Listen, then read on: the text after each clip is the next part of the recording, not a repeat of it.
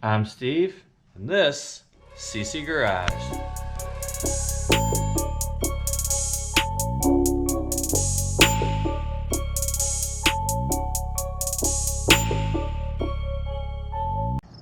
What's up, YouTube, and welcome back. Well, we got the truck. Well, truck's always in the garage, but we got stuff we're doing now. So that tank I had was just temporary. These are what I'm gonna use. I think there was some sort of air compressor. They had those brackets right there on. I just cut those off. Those were right here. And then these legs, I gotta straighten out. I already got the other tank clamped on. That's where that's gonna go. And then we got these compressors. They're Viair 444Cs. It was a 2-pack, and they were, I think, $3.50 for the pair on Amazon, which isn't horribly bad. But what I want to do is get actual air system instead of just charging a tank at home, being able to go up and down 3 or 4 times. I want to be able to actually drive it, be able to lay it out, air it back up, not have to worry about running out of air. So that's where the compressors come in. That's where these tanks come in. So right now I'm going to mount them back here because, you know, there's plenty of real estate. But what I need to do, figure out where the pumps are going to go. They don't have very long leads, and they're going to go on this bung right here. So I'll probably go out there, come over, have to build some sort of drop down bracket in this area, I think. I don't know. We're still trying to lay stuff out, but trying to make it so I'm not going to kick myself in the ass later for not having space for other stuff.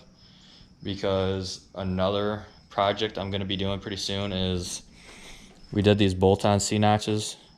Well, I want to lay the truck out more, so I know this part of the frame's got to go. This is going to have to go. We're going to have to move our relays or our valves somewhere else. And unfortunately, I'm going to have to notch out the back of the cab. I guess that's the issue with doing a short bed to long, or long bed to short bed conversion, is that cross member for the trailing arms is actually further under the cab than it would be for a long box or a true short bed. I'm assuming. I don't know what a true short bed is actually set up like, but I don't have short bed money. I have long bed money, and so I finally figured out how I was going to put the tanks on, and I got those mounted up.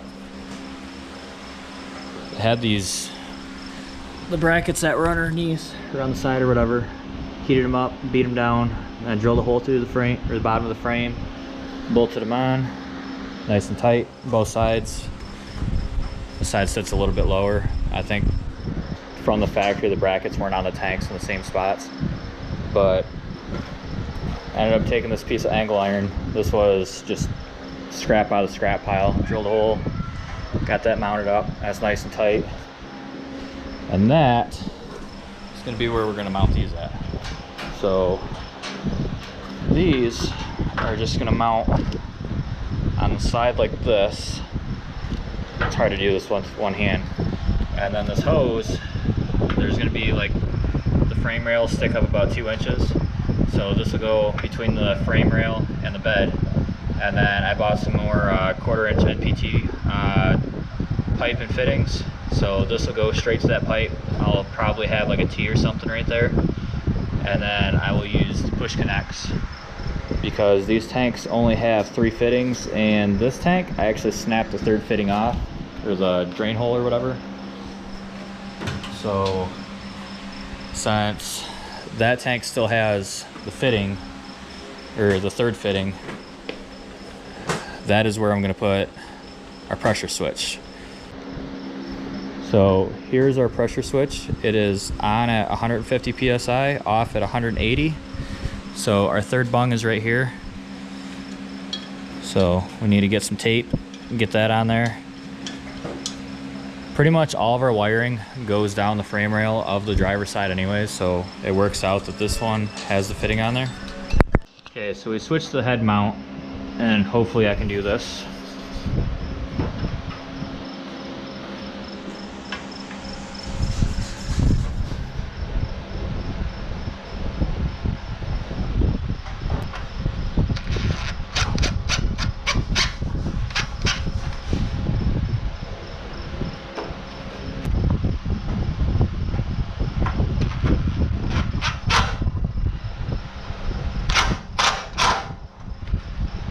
Okay, so the other card said it was corrupted. I don't know how much of that footage I actually got. I knew better to use that card, but did it anyway, so here we are. So, if the other card didn't record, we got our tanks on here. I got these just mocked up right now, just to figure out where they're gonna go. I got these 90-degree fittings, push connects. Those will go in here. That way we can keep our lines away from the tires. I don't really care for how close that is, but I mean, a little bit. So, got to take all these back apart and put our sealant on there. We ended up finding this piece of angle iron. We cut it out of a frame or whatever. I got that bolted in. Got our compressors mounted. Got our air filters on. Our ground wires we got ran back here to the bolts that hold the tanks on. So that tank has two usable ports because I snapped the third one off. This one, pretty much the same setup. Gonna put a 90 right here. We'll have a 90 on this T, so that way every set of solenoids will have, or every tire will have its own port, essentially. Up here we have our switch. It is on at 150 psi, off at 180 psi. So last night I was actually playing with one of these tanks and one compressor. I let the compressor run for 5 or 6 minutes and I was able to go up and down with the front 2 or 3 times. So I know the tank was leaking, and I know 2 pumps will be way faster, 2 tanks will be way more air. So hopefully it should be a decent setup. I'm not sure how these pumps are compared to other pumps. I've never done air ride before, so that's why this whole kit is pretty much pieced together, because I have no idea what I'm doing, but it's working. So let's get these fittings apart and get them sealed up, put in for good. So these 90s, they already have sealant on them, so 15mm wrench. Go ahead, tighten this up.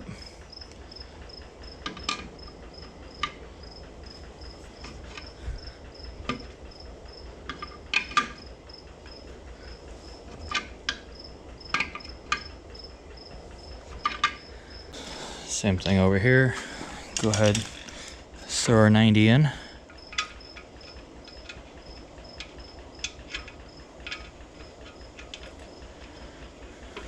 Maybe, if I was more coordinated. There we go.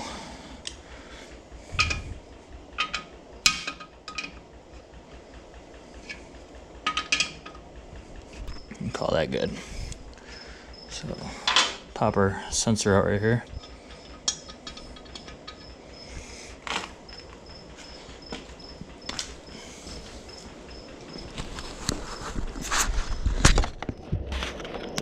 Still on a head mount, so kind of misplaced my what's it called, my tripod thing I normally use.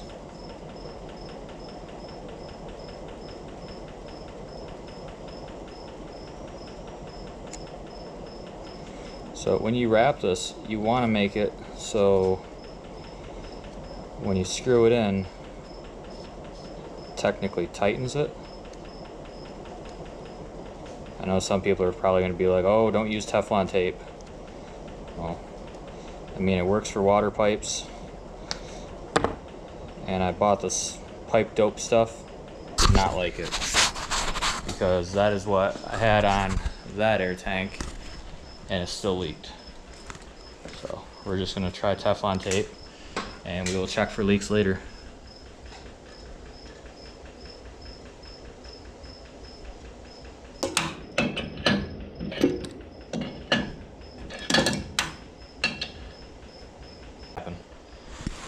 So I'm gonna go ahead, pull all this apart, save you guys the time from watching me wrap all this in Teflon tape, because I know that's pretty boring. But we'll go ahead, get all this pulled apart, get it sealed up, and then we'll be back. So it's the next morning, don't know why, but somebody turned the heat off and It's only like 65 degrees out, so I'm wearing pants. Well, haven't been recording, but I want to make sure that that switch worked. I want to make sure all these fittings are working and everything seems good. So this is just temporary. We're gonna go ahead. We're gonna seal up all the fittings on this side.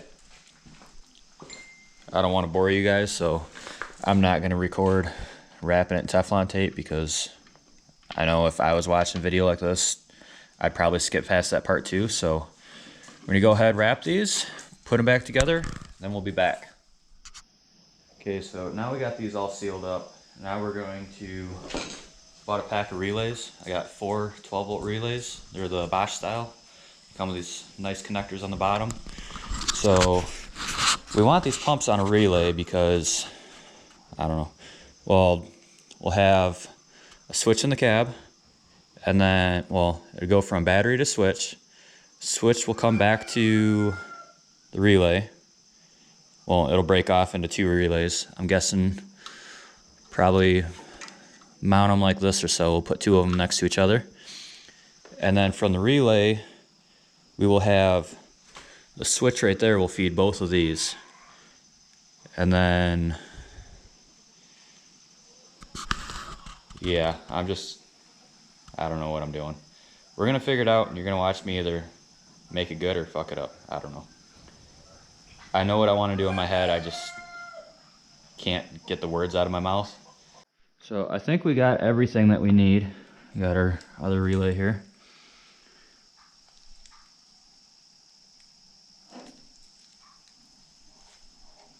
And these clips only go on one way.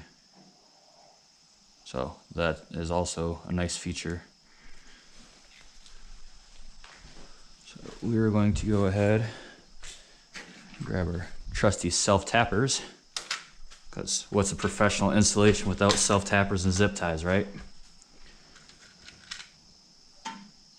Even though I think that'll actually have to be drilled because that's one of the original cross members. But maybe if we put them right here, how would that look? I think we can get away with that.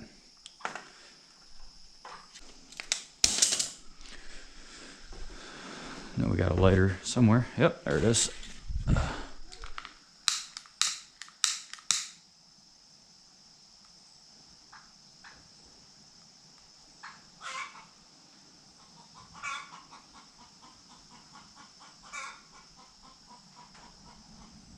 Heat gun is probably way faster, but I'm too lazy to go grab it, and my LED lights in the shop do not like it. So here we are.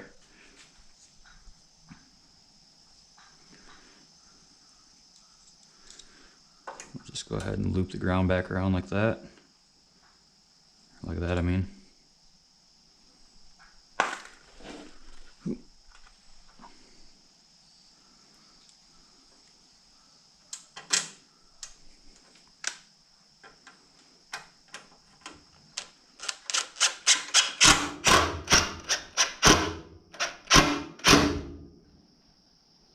There we go.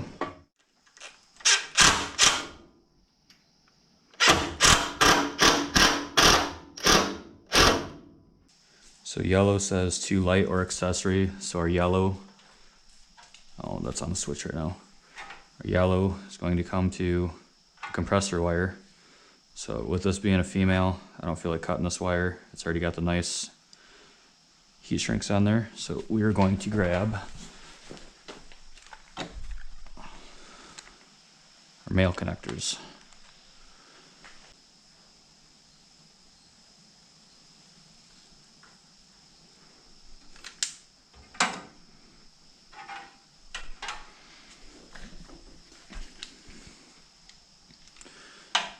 Actually, with this all being general facility, vicinity, whatever you want to call it, I'm just gonna go ahead, put all these ends on where they need to be, and then I will come back with the heat gun so that way I don't have to constantly hold the damn lighter.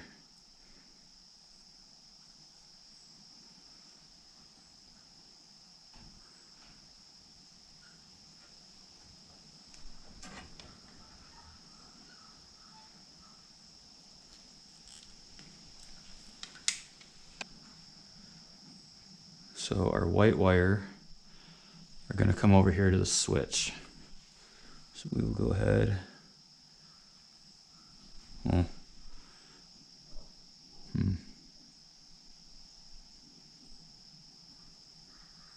trying to think. I mean, I have white wire, so we'll probably use that. Almost all these, the wiring and relays, pretty much all this is all from Amazon. I bet the delivery driver loves me sometimes. It's how much I order. Grab just a little bit extra.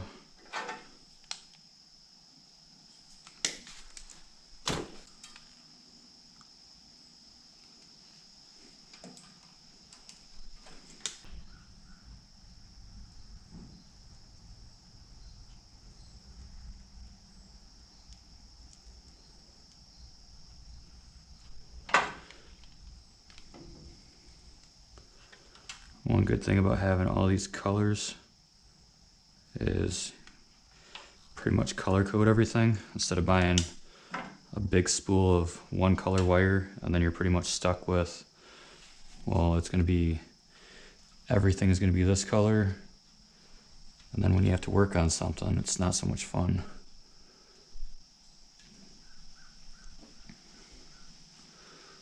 So there's that. Blue wire is positive. Okay, so it's been a minute, but trying to figure out how to get these to turn on and stuff. So actually I realized that the white and the black wires in this harness are actually backwards. So we are going to take these back apart, pull this connector back off, and then I found this little Allen wrench. What you do, you shove it in this hole right here. Come on, there it goes. You push on it, and when you push in that hole, actually this little tab right here it pushes in. So we're going to do that. Same thing for the ground. Push, feel it pop, pulls out. Make sure put your wires back in the proper way. It's one thing you got to watch out for when you're buying this Chinese stuff. Is making sure that it's actually the way it's supposed to be. That would really irritated me, spending all this time and not being able to get it to work.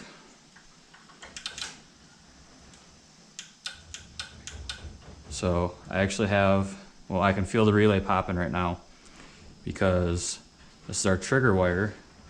Our trigger wire goes to the switch, which I know this tank is below the 150 or 180. No, 150, because 150 is when it turns on. We have our power that goes to it.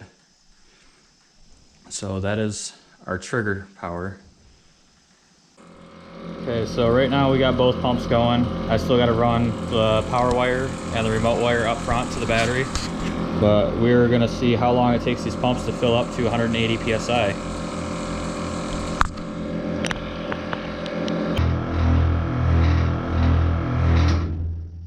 So there you have it, just over 5.5 minutes from empty to full. So let's go inside. Well, not inside, but let's see what 100 or how fast 180 psi for the front is on 1/3/8 line, because I only have the 4 valves right now. So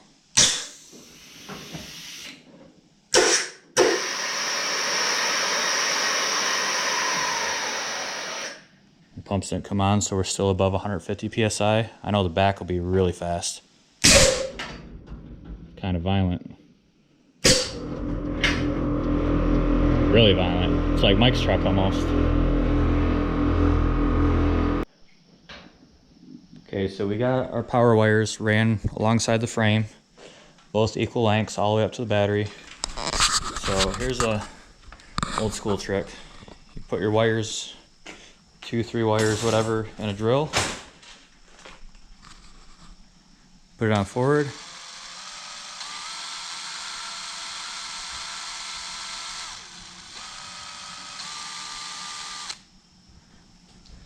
And that should be, well,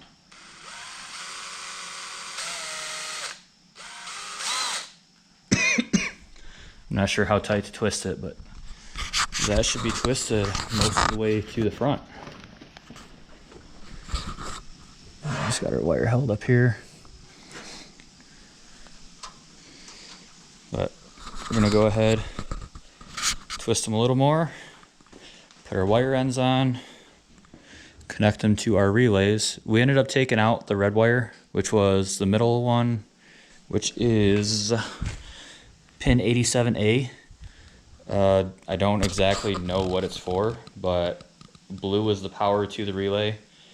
So I was using my test light. I put power to the blue wire, power to the switch wire, and the red wire had power coming off of it, which I'm not going to run anything off of it. So I figured just take that whole pin out. Not going to use it for anything.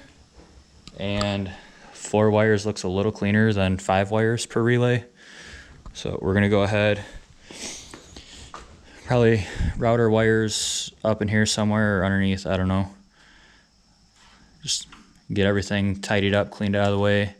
I think it's about right, well, yeah, I'm guessing it's about right here is where that one sill on the back of the bed goes.